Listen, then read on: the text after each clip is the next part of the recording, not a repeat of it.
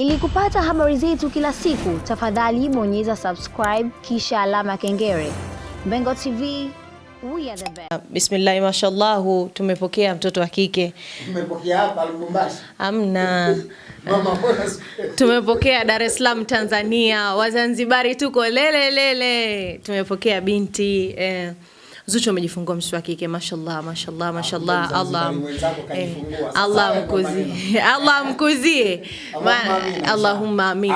Amweke. Allahumma amin. Na ndo mtoto wa kwanza wa Diamond ndani ya ndoa. Si ndo tunasema hivyo? Sijajua.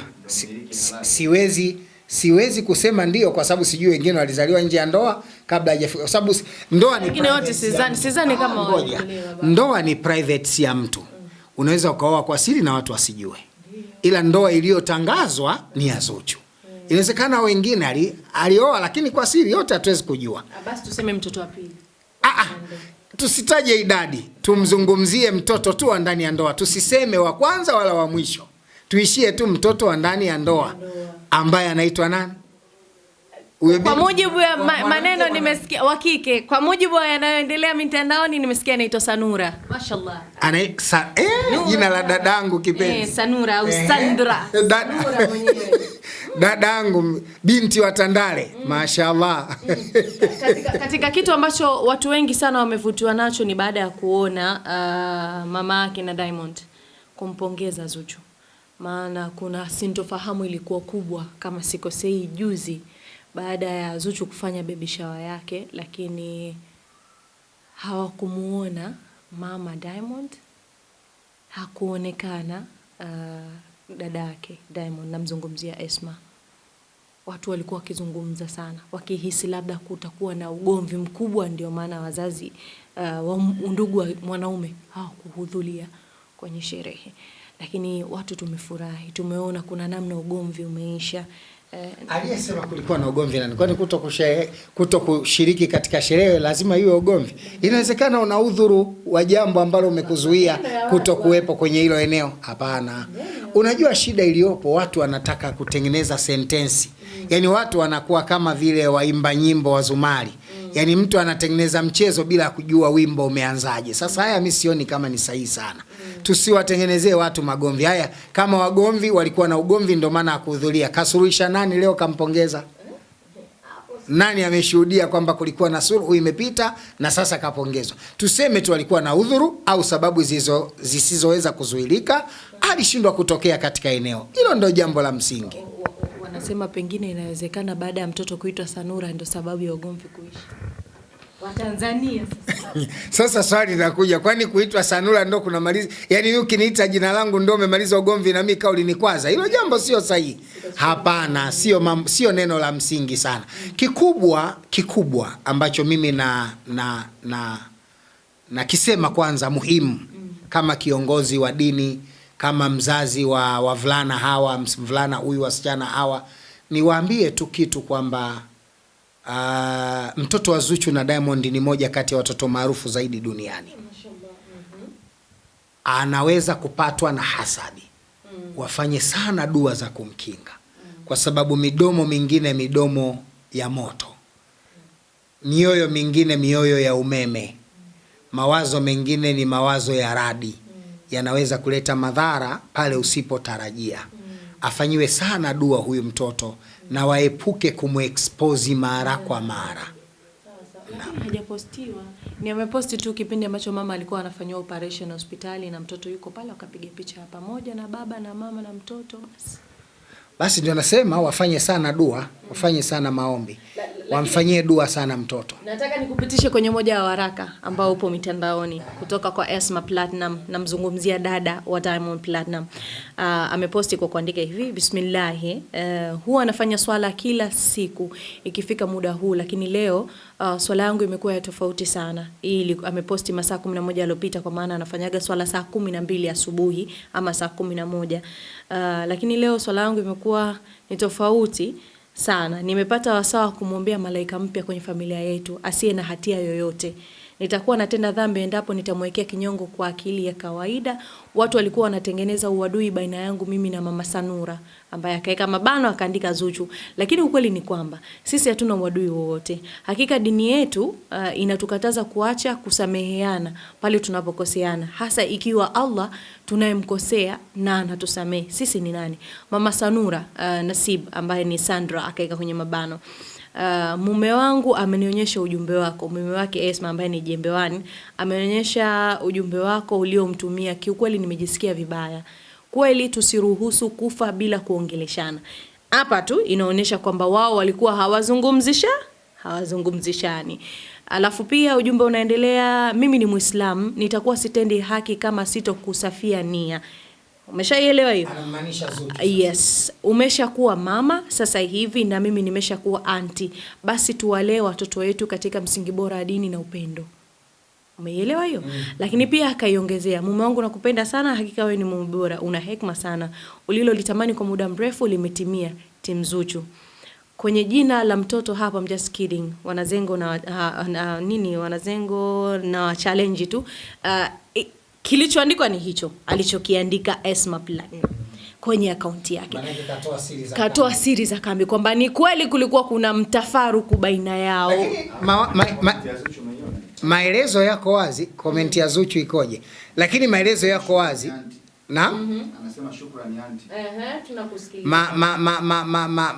Maelezo haya ya dada wa Diamond yanaonyesha kwamba chanzo kikuu cha matatizo ni ugombanishi wa watu waliopo pembeni, ambao hawaitakii mema hii familia. Wamekuwa wakileta maneno huku na huku na kuwagombanisha. Na niwaambie tu, sio wao tu, niwaambie watu wote duniani, hata mke na mume mkiwa ndani, mkiingia katika sintofahamu, conflict za kifamilia au za kindoa, alafu mkawa hamkubali kukaa chini kuzungumza, basi maadui wataweka maneno ya ziada kwenye vichwa vya kila mmoja wenu, na itachochea tatizo zaidi kuliko kulisuluhisha au kulitatua tatizo linalowasumbua. Niseme tu kama kweli kuna mgogoro ndani ya familia, dadangu Sanura ni mtu mzima, akae na watoto, aite mtu mwenye uwezo, hata kiongozi wa dini, awaweke pamoja, wazungumze, ayamalize, kwa sababu kukata undugu ni haramu katika Uislamu, na wanaokata ndugu yoyote atakayetangulia mbele ya Mwenyezi Mungu atakufa kafir, atakwenda motoni. Sawa. Naam. Sawa. Hapa pia kuna ujumbe kutoka kwa Mama Dangote. Mama Dangote ameandika, karibu bimdogo wangu, alafu akaandika kwenye mabano N binti Nasibu Bichwa, kwa maana Nasriati. Kuna hili jina ambalo nimelisikia nalo pia wanasema ni Nasriati, anaitwa binti Nasibu. Haya, uje unichukulie mume wangu sasa, nitafurahi sana upate urithi wa shingo yangu. Alafu pia Zuchu akacomment akaandika, asante bibi yake mjukuu. Kuna namna kama kulikuwa kuna vitu ambavyo vinaendelea chini ya kapeti, baada ya maneno mengi sana naona haya mambo ndio yakaonekana bora ya postiwe. Na hii posti imepostiwa baada ya Esma kuposti ile ya kusema kwamba tusiendelee kuwekeana vinyongo ndani ya nafsi yetu. Hivi inakuwaje hii wako wanapenda sana kuwachagulia sana watoto zao wanawake wa kuoa? Hii sio mara moja. Iko hivi, mara nyingi kwenye ndoa yoyote ile, kila mmoja kwenye makundi ya wanaowaunganisha wanandoa wanaishi kwa interest zao. Mzazi anapopokea mkwe, mkamwana au mume, mara nyingi anampokea kwa interest zake. Wakaka na madada wanaompokea shemeji au wifi, wanampokea huyo wifi au shemeji kwa interest zao. Mwanamke anaingia katika familia naye anaingia kwenye familia kwa interest zake.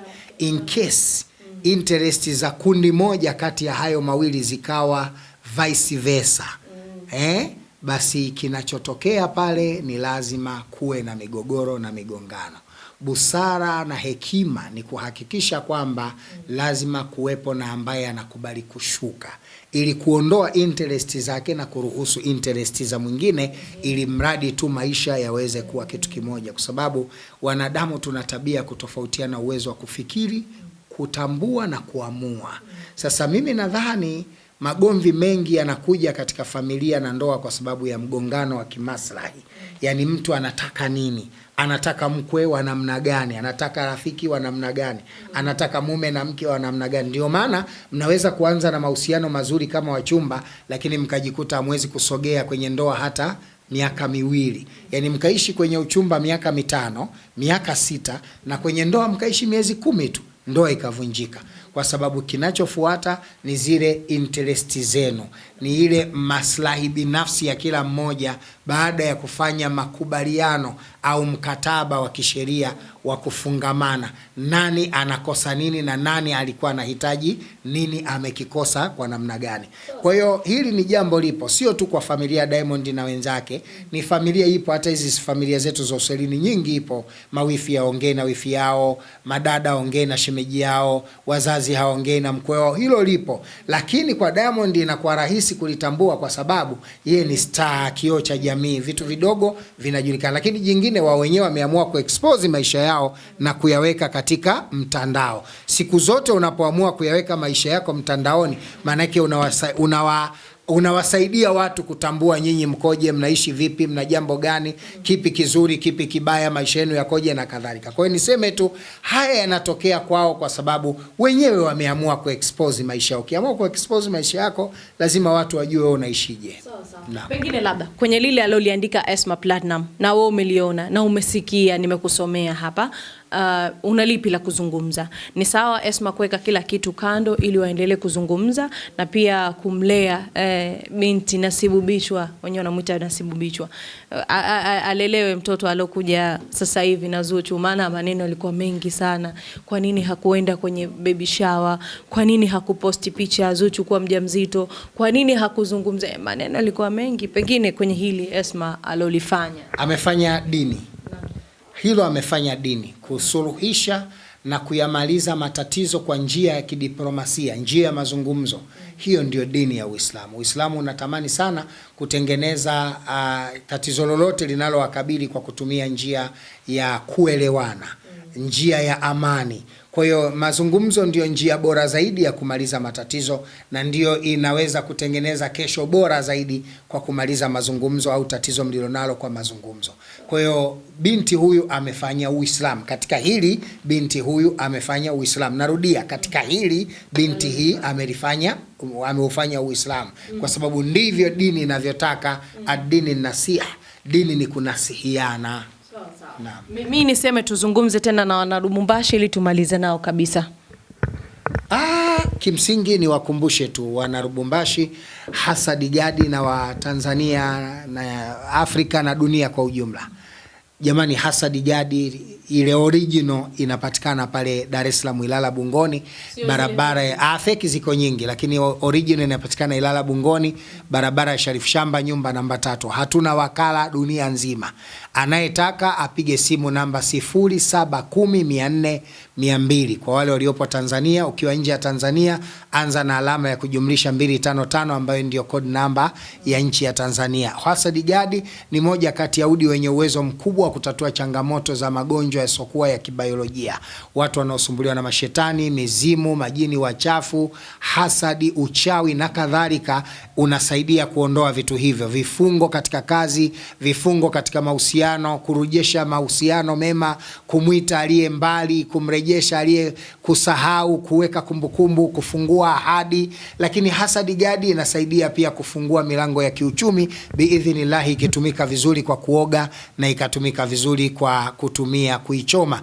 Lakini hasa Digadi ni moja kati ya udi ambao ukitaka kujua una tatizo gani, badala ya kwenda kupiga lamri na ukapewa taarifa za uongo, tumia hasa Digadi kuulalia. Shika tu mkononi, weka nia zako, weka kwenye pilo, lala nao siku zako 3. Kama ukupata taarifa siku ya kwanza, utapata ya pili. Kama hukupata pili, utapata ya 3.